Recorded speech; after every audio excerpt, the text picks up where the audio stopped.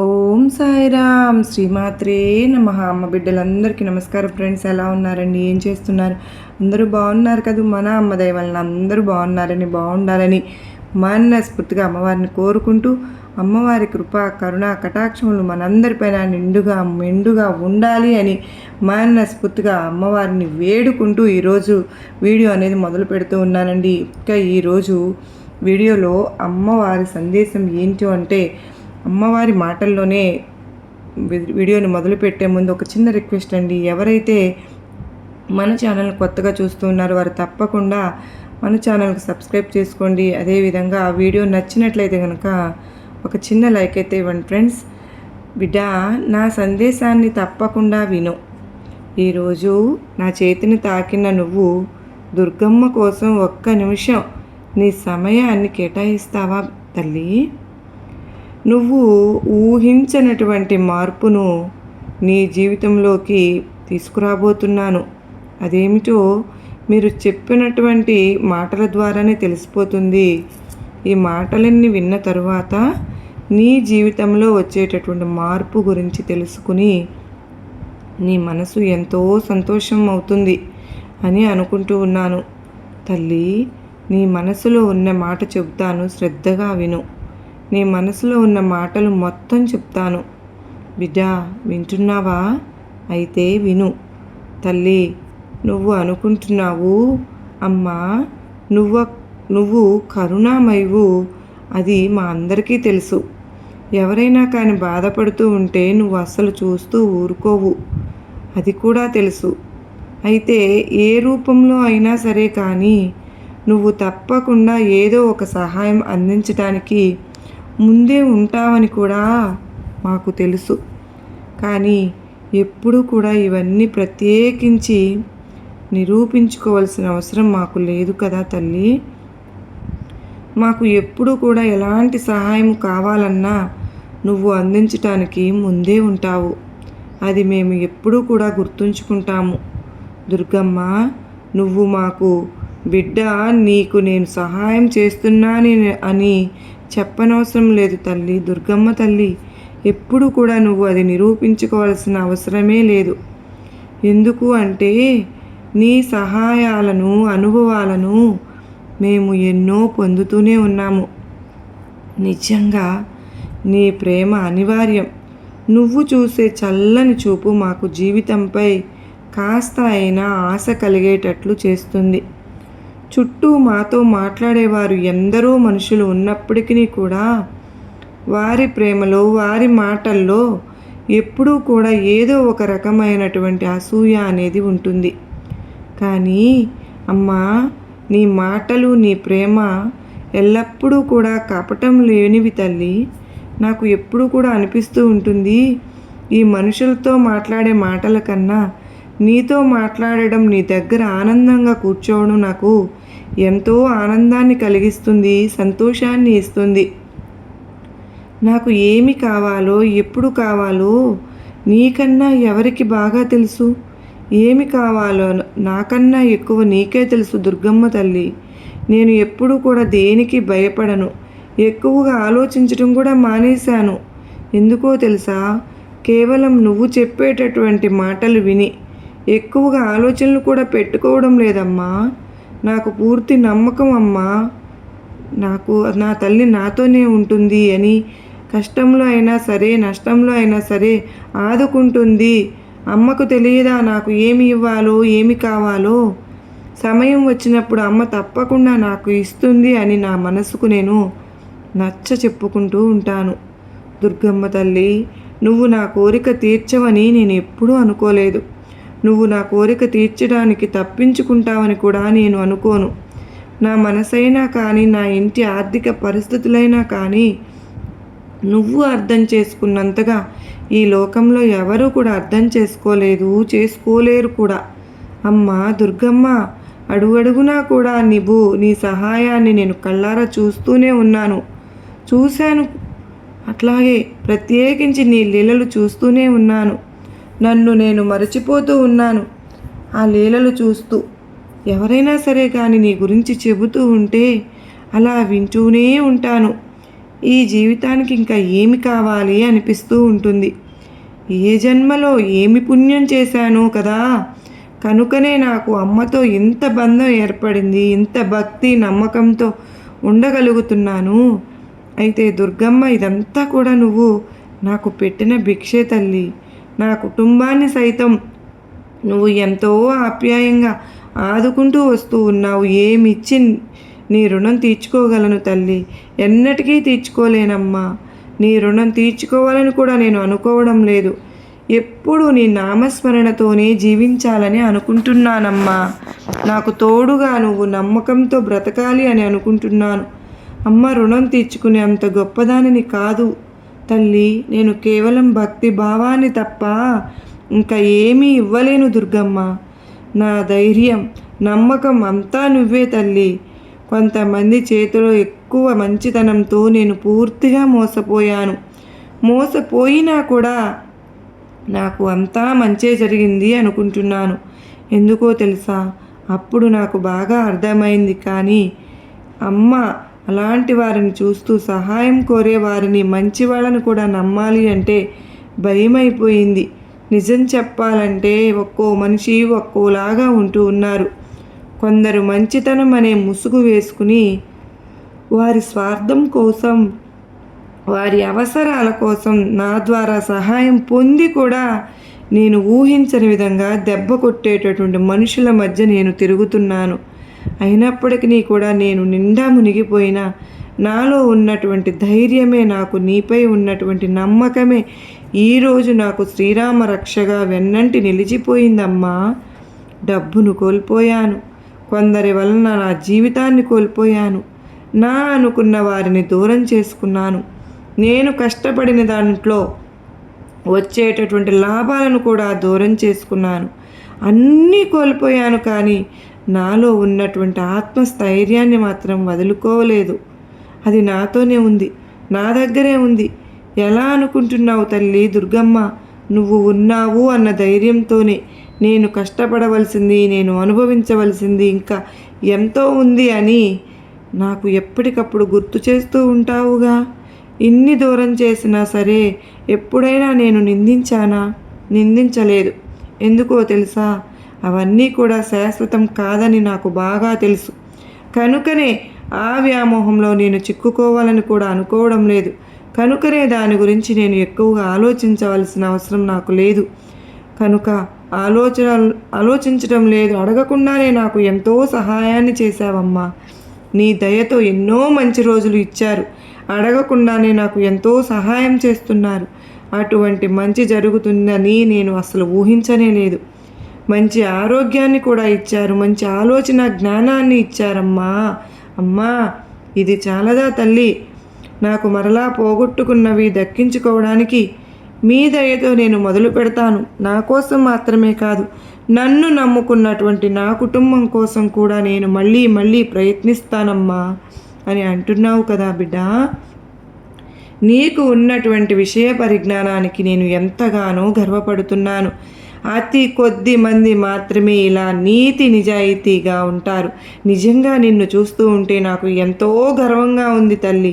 నా బిడ్డలందరూ ఇలాంటి మనస్తత్వం కలవారని నీ మనసులోని మాటలు విన్న తర్వాత నేను అర్థం చేసుకున్నాను. నీకు సంతోషాన్ని ఇవ్వడంలో, నీ జీవితంలో నీకు అన్ని రకాల అనుభవాలు ఇచ్చేశాను. కొన్ని రోజులు ఆనందంగా గడిపేటటువంటి రోజులను ఇచ్చాను. కొన్ని రోజులు సమస్యలతో నిండినటువంటి రోజులను కూడా పరిచయం చేశాను. వాటిని తలుచుకుంటూ కృంగిపోకుండా, ఎవరిని నిందించకుండా జీవితాన్ని కూడా ప్రారంభించాలని అనుకుంటున్నావు చూడు, అదే అమ్మా ఒక గొప్ప విషయం తల్లి. నువ్వు అనుకున్న క్షణమే మంచి క్షణం. ఇది మంచి రోజు అని నువ్వు ఆలోచించాల్సిన పని లేదు. నీ ఇంట్లో ఉన్నటువంటి వారి గురించి కొన్ని సమస్యల వలన నువ్వు కొన్ని రోజులు ఇబ్బంది పడుతున్నావు కూడా.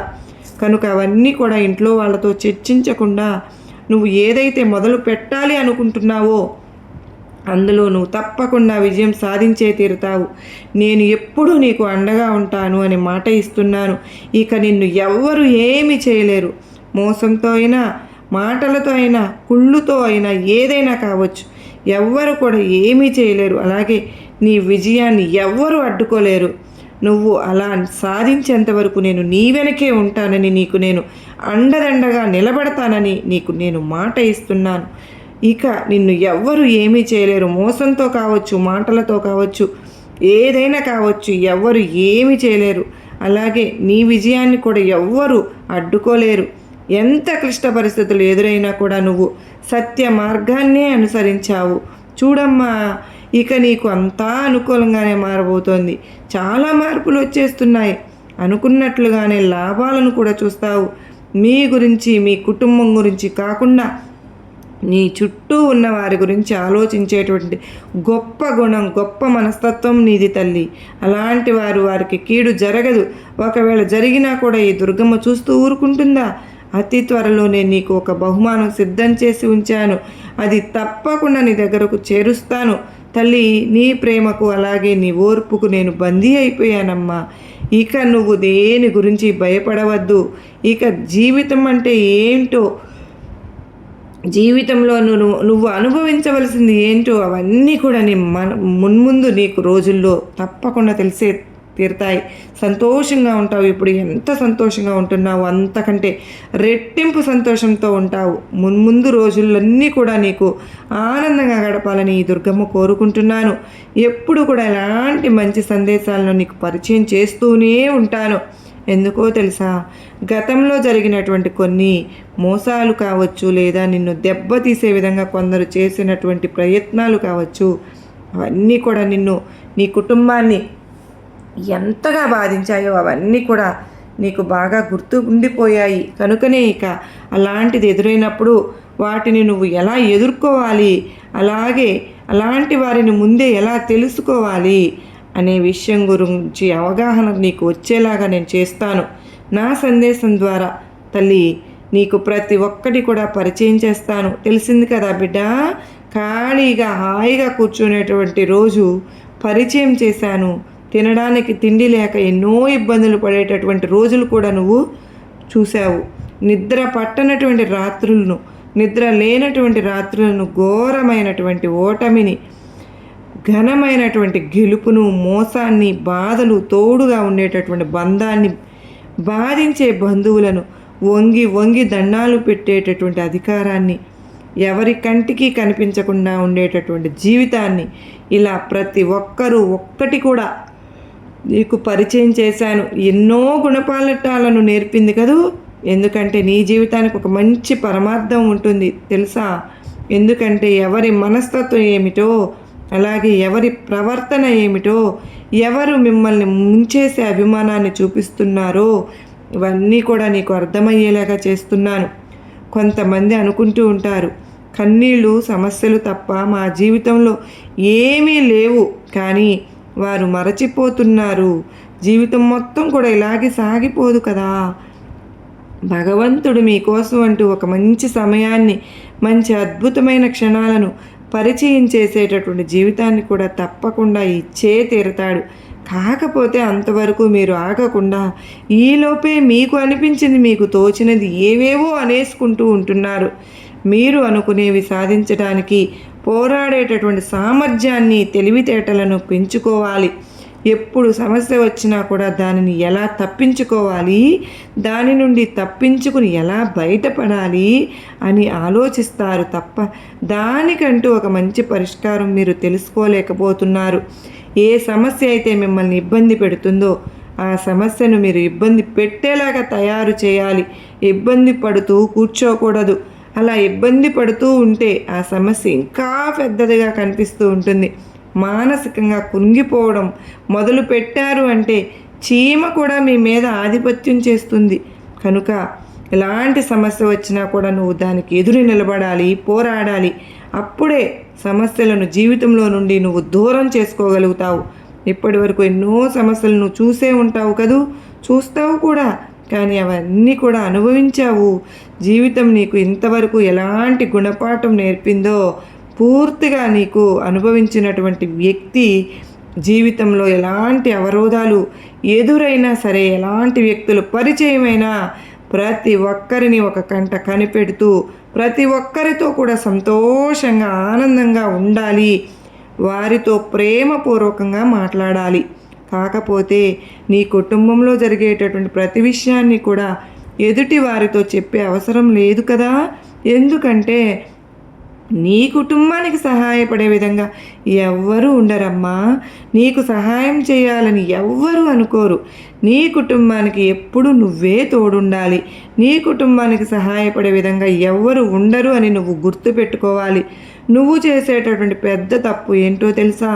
నువ్వు ఏదైతే మొదలు పెడుతున్నావో ఆ పనిని మొట్టమొదట నీ ఇంట్లో నీ తల్లిదండ్రులకు చెప్పి, లేదంటే నీకు అత్యంత శ్రేయోభిలాషులు ఉంటారు కదా, వారికైనా సరే ముందు చెప్పు. నిన్ను నమ్మినటువంటి మిత్రులు ఉంటారు కదా, వారికైనా సరే చెప్పు. ఇదేమీ కుదరదు అంటే నువ్వు నమ్మినటువంటి నీ ఇష్ట దైవానికైనా చెప్పుకో చాలు. మనస్ఫూర్తిగా నువ్వు నమ్మేటటువంటి ఆ ఇష్టదైవంతో ఒక్క మాట చెప్పి తరువాత నువ్వు చేసే పనిని మొదలుపెట్టు. నేను ఈ పని మొదలు పెడుతున్నాను అని చెప్పి దైవానికి చెప్పుకుంటే ఎంతో మంచిది. ఆ తరువాత నీకు ఎలాంటి సమస్యలు వచ్చినా కూడా, అయ్యో నా బిడ్డ నాకు ముందుగానే ఈ విషయం గురించి చెప్పింది కదా, చెప్పాడు కదా, దీని గురించి నాకు తోచినంత సహాయం అతనికి తప్పకుండా చెయ్యాలి అని చెప్పి ఆ భగవంతునికి కూడా అనిపిస్తుంది. కనుక నువ్వు చేయాలనుకున్న పని గురించి, దాన్ని వచ్చేటటువంటి లాభాల గురించి కూడా ఇప్పుడు కూడా దేవునితో చెప్పుతూ ఉండాలి. భగవంతుడిని నమ్మి చేస్తున్నావు, భగవంతునిపై భారం వేశావు కదా, అంతా ఆయనే చూసుకోబోతున్నాడు. భగవంతుడిని నమ్మిన వారు ఎప్పుడు కూడా మునిగిపోరమ్మా. ఒక్కసారి మునిగిపోయినట్లు మీకు అనిపించినా మళ్ళీ ఆయనే చెయ్యి పట్టి పైకి లేపుతాడు. నీకు మంచి అవకాశాలు రాబోతున్నాయి. అవకాశవాదులు నీ చుట్టూ చేరబోతూ ఉన్నారు. వారిని ఒక కంట కనిపెడుతూ ఉండు. ప్రతి ఒక్కరితో కూడా జాగ్రత్తగా ఉండు. ఏ చిన్న సమస్య వచ్చినా, ఏ చిన్న కష్టం వచ్చినా కూడా భగవంతుని నామాన్ని మాత్రం ఎన్నడూ విడిచిపెట్టకు. నువ్వు ఆనందంలో ఉన్నా, సంతోషంలో ఉన్నా, దుఃఖంలో ఉన్నా, ఎట్టి పరిస్థితుల్లో ఉన్నా ప్రతినిత్యము కూడా భగవంతుని నామాన్ని జపిస్తూ ఉండు.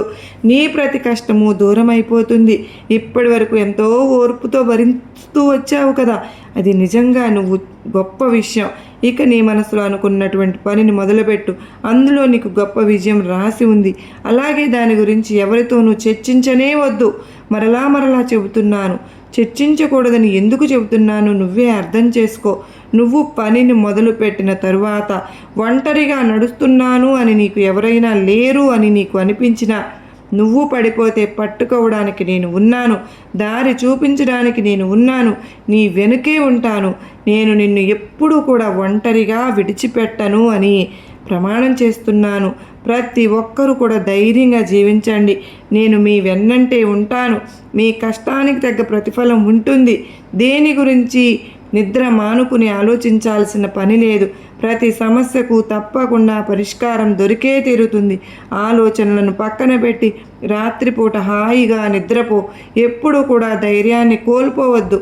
సమస్యలన్నింటినీ కూడా చక్కని పరిష్కార మార్గాన్ని నేనే చూపిస్తాను. ఎప్పుడు కూడా మీ కుటుంబం సంతోషంగా ఆయురారోగ్యాలతో అష్టైశ్వర్యాలతో ఉండాలని నా ఆశీర్వాదములు ఇస్తున్నాను. నీపై ఎల్లవేళలా ఉంటాయి. స్వయంగా ఈ దుర్గమ్మే మిమ్మల్ని దీవిస్తున్నాను. మీకు నా ఆశీర్వాదములు ఇస్తున్నాను బిడ్డ అని చెప్పి దుర్గమ్మ తల్లి అయితే మనకు అత్యద్భుతమైనటువంటి సందేశాన్ని వారి వాక్కు ద్వారా ఈ వాక్కు మీ అందరికీ కూడా అందించారు. కనుక మీ అందరికీ గొప్ప ధైర్యాన్ని, నమ్మకాన్ని కలిగించిందని అనుకుంటున్నాను. నచ్చింది అని అనిపించిన వారు ప్రతి ఒక్కరూ కూడా ఈ వీడియోకి ఒక చిన్న లైక్ అయితే ఇవ్వండి ఫ్రెండ్స్. అలాగే మన ఛానల్ సబ్స్క్రైబ్ చేసుకోకపోతే కనుక సబ్స్క్రైబ్ చేసుకోండి. మరొక చక్కని అమ్మవారి సందేశంతో మరలా మీ ముందుంటారండి. అంతవరకు అమ్మవారి కృపా, కరుణ, కటాక్షములు మనందరిపైన నిండుగా మెండుగా ఉండాలి అని చెప్పి మనస్ఫూర్తిగా ఆ తల్లిని కోరుకుంటూ మనందరికీ కూడా అష్టైశ్వర్య ఆయురారోగ్యాలను ప్రసాదించాలని దుర్గమ్మ తల్లిని వేడుకుంటూ మరలా కలుసుకున్నంత వరకు అందరికీ నమస్కారం అండి. ఓం సాయిరాం. శ్రీమాత్రే నమః. సర్వే జనా సుఖినో భవంతు.